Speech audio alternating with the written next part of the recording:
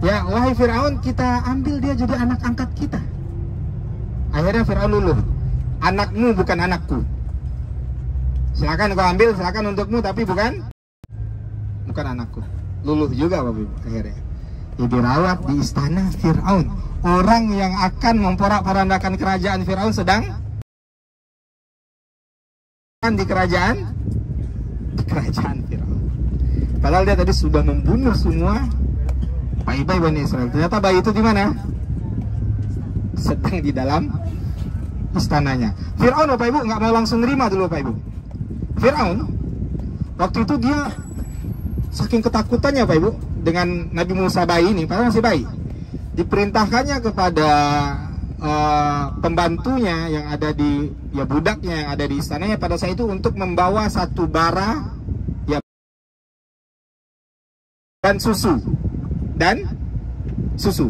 Dia ingin lihat nih, ini anak biasa atau anak luar biasa.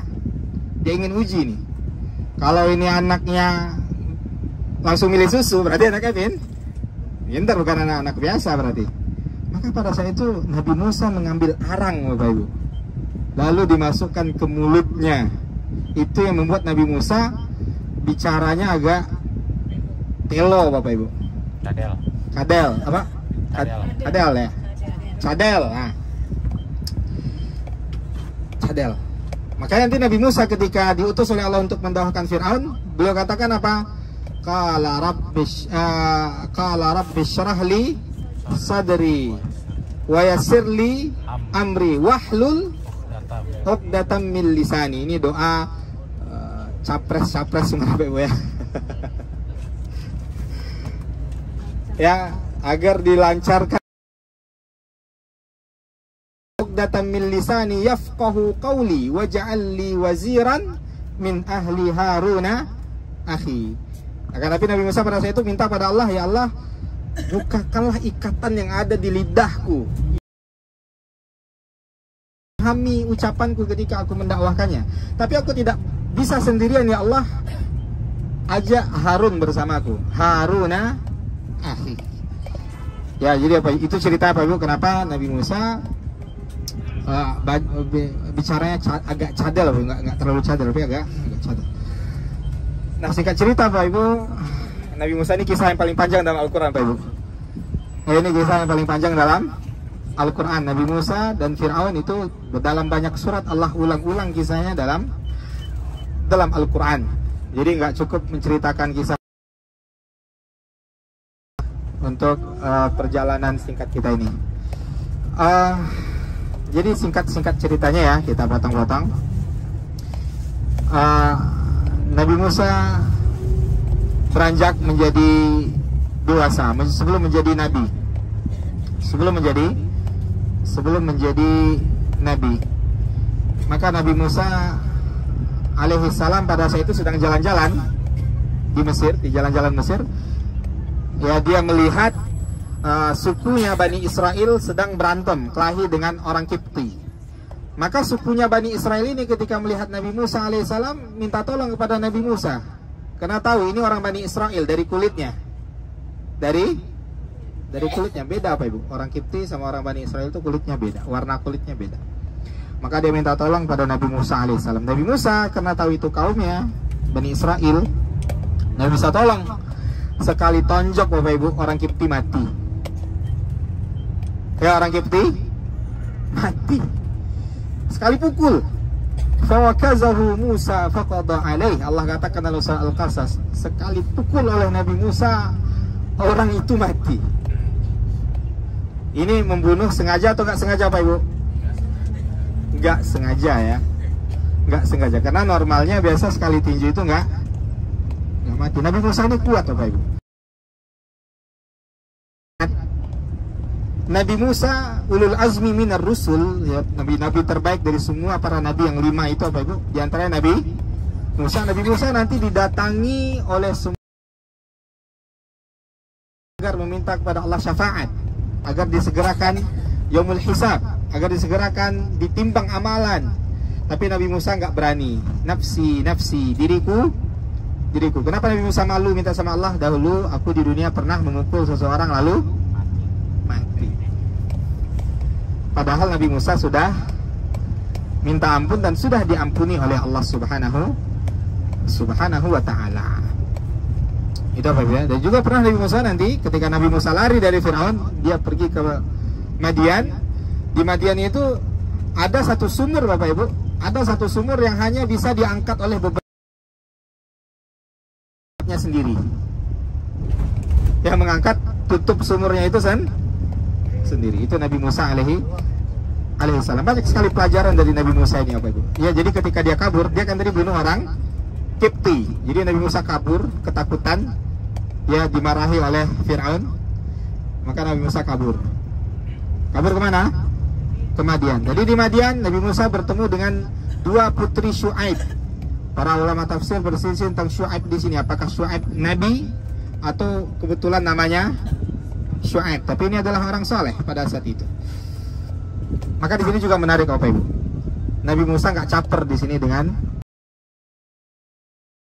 putri Syuaib tadi datang untuk memberikan minuman hewan-hewan ternaknya, karena ayahnya sudah tua, nggak sanggup lagi untuk memberi minuman hewan-hewan ternak mereka. Tapi lihat di sini pelajarannya apa? Dua putri Syuaib ini nggak ikut kerumunan laki-laki yang ada di sumur itu. Sampai semua laki-laki yang ada di sumur tersebut pergi, baru mereka mendekat. Maka ketika Nabi Musa melihat itu, Nabi Musa bertanya kepada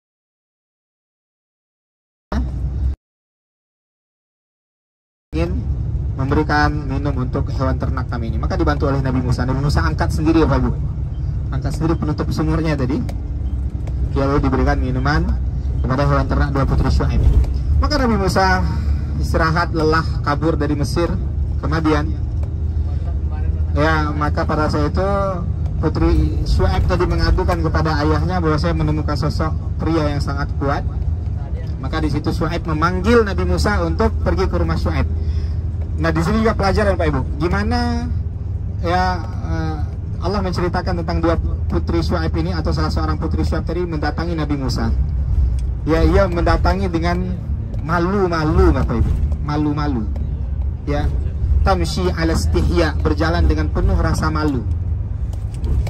Lalu Nabi Musa pun, bagaimana putri Syuaib ini menunjukkan jalan kepada Nabi Musa? Nabi Musa,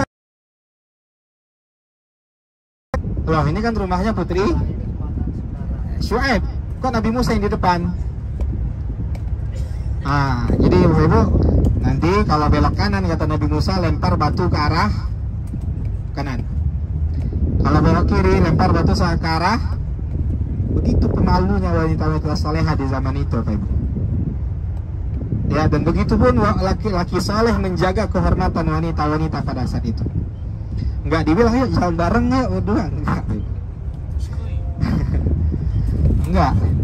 Ya, dan Nabi Musa tidak mengatakan kamu yang jalan dulu. Putri Syuaib di belakang, kalau belok kanan lempar batu ke kanan, belok kiri lempar batu ke kiri.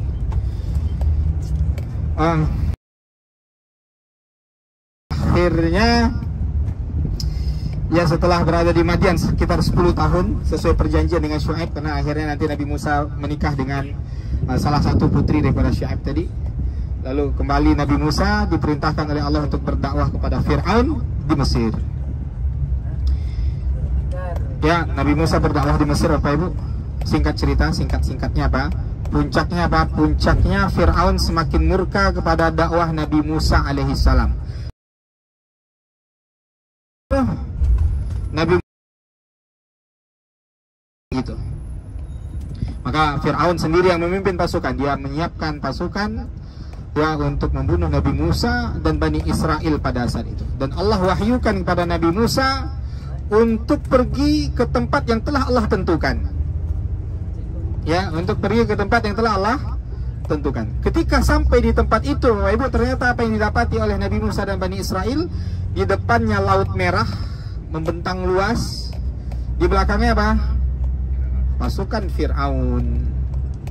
Bani Israel dengan putus asa mengatakan apa kepada Nabi Musa? Inna lamudrakun, wahai Musa, kita sudah terkepung, menyerah saja. Tapi apa kata? Sekali-kali tidak, sesungguhnya bersamaku ada Rabbku yang akan memberikan kepadaku petunjuk, karena ini Allah yang memerintahkan datang ke sini. Itu pelajarannya Bapak Ibu. Jadi kalau Allah yang perintahkan kita begitu, kita lakukan Bapak Ibu. Jangan banyak pikir. Pasti Allah akan menolong kita. Pasti Allah akan membantu kita, ya, memberikan kemudahan kepada kita ketika itu adalah perintah Allah. Ya, ketika itu adalah perintah Allah. Maka Bapak Ibu, akhirnya Allah perintahkan kepada Nabi Musa agar apa? Anidrib bi'asakal bahar. Wahai Musa, pukul tongkatmu itu ke laut. Kalau kita mikir Bapak Ibu, mikir dulu, ini tongkat kecil, ini kayu, lempar dipukul ke laut itu mau jadi apa? Paling hanya mercikkan air ke wajah kita kan? Itu kalau kita pakai logika. Tapi Nabi Musa itulah seorang nabi. Dia tidak banyak berpikir, dia tidak bertanya kepada Allah, ya Allah, kenapa kayu? Kenapa tongkat ini ya Allah? Apa fungsinya? Kalau kita kan gitu dulu. Kalau kita kan sering itu Bapak Ibu. Kalau ada perintah, loh kok kayak gini? Ngapa nggak gitu? Dan seterusnya. Akhirnya apa? Akhirnya Nabi Musa tanpa pikir panjang memukul tongkat tadi ke laut yang ada di hadapannya. Tiba-tiba apa kata Allah? Fanfalaqa fakana kullu firqin kattaudil azim. Tiba-tiba laut tadi terbelah menjadi dua besar gelombangnya.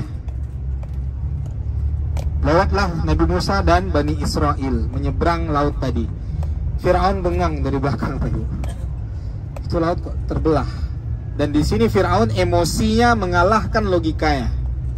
Emosinya mengalahkan logikanya. Pokoknya kejar Musa. Dikejar oleh Fir'aun. Bani Israel, pengikut Fir'aun banyak mikir. Sebagian mereka nggak mau. Tapi karena dipaksa oleh Fir'aun kejar, maka akhirnya mereka mengejar. Ketika mereka sampai di laut tadi, Allah mengembalikan laut tadi seperti semula. Lalu malaikat Jibril alaihissalam pada saat itu berada ya oleh air laut yang sangat besar. Maka pada saat itu Fir'aun mengucapkan apa? Amantu billadzi amanat bihi banu Israel. Apa kata Fir'aun? Aku beriman dengan apa yang diimani oleh Bani Israel. Berarti Fir'aun Muslim nggak Bapak Ibu? Dia mengatakan apa? Amantu billadzi amanat bihi Bani Israel. Hampir mirip maknanya dengan la ilaha illallah Bapak Ibu. Aku beriman dengan Tuhan yang diibadahi oleh Bani Israel. Muslim nggak Pak? Kenapa enggak Bu? Sudah terlambat ya. Dia mengucapkan itu di saat nyawanya sudah di kerongkongan, di saat dia yakin dia akan mati. Maka ini yang disebutkan oleh Nabi dalam hadisnya itu Bapak Ibu, innallaha yaqbalu taubata 'abdin ma lam yugharghir.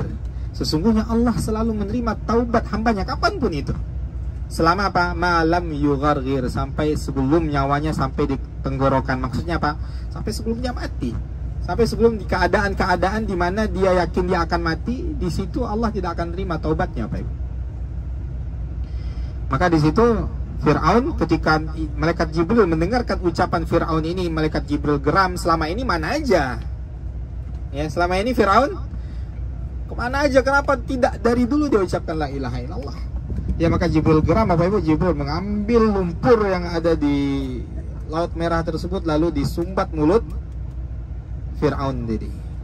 Lalu Allah abadikan jasad Fir'aun ya sebagai apa? Sebagai pelajaran bagi orang-orang atau para raja, para penguasa yang datang setelah Fir'aun. Ini sebenarnya kisahnya kalau Bapak Ibu ikut Amartur plus Mesir. Tapi belum ada Pak? Ada ya? Sudah ada. Hah? Ya, ini bayangin aja kita lagi Laut Merah Mesirnya Bapak Ibu. Jadi tahu ya, itu Nabi Musa. Ya, jadi kisah Nabi Musa, kisah para nabi, Nabi Musa dan para nabi, dan kisah apapun yang ada dalam Al-Quran itu kisah yang sangat luar biasa Bapak Ibu, untuk dibaca, untuk ditadaburi, dan untuk diamalkan dan dijadikan pelajaran dalam kehidupan kita. Baik Bapak Ibu, kita akan sampai ke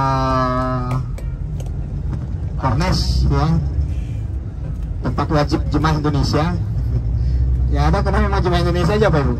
Indonesia, Malaysia, tapi belum banyak ke Indonesia. Dan di situ pedagangnya semuanya bisa bahasa Indonesia, bahasa Sunda pun ada yang bisa. Bapak Ibu udah kayak kampung sendiri. Bahasa Medan nggak bisa dia. Besok kita ajarkan dia bahasa Medan itu. Ya semua.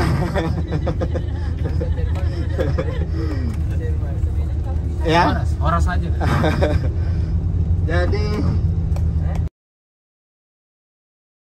perlu bahasa Arab yang Bapak Ibu pelajari ketika di sekolah dulu misalkan nggak bisa dipraktekkan di sini ya Bapak Ibu, nggak bisa. Ya, hada kitabun ya kam si'ruhu bisa. Bahada. Itu nggak bisa di sini Bapak Ibu.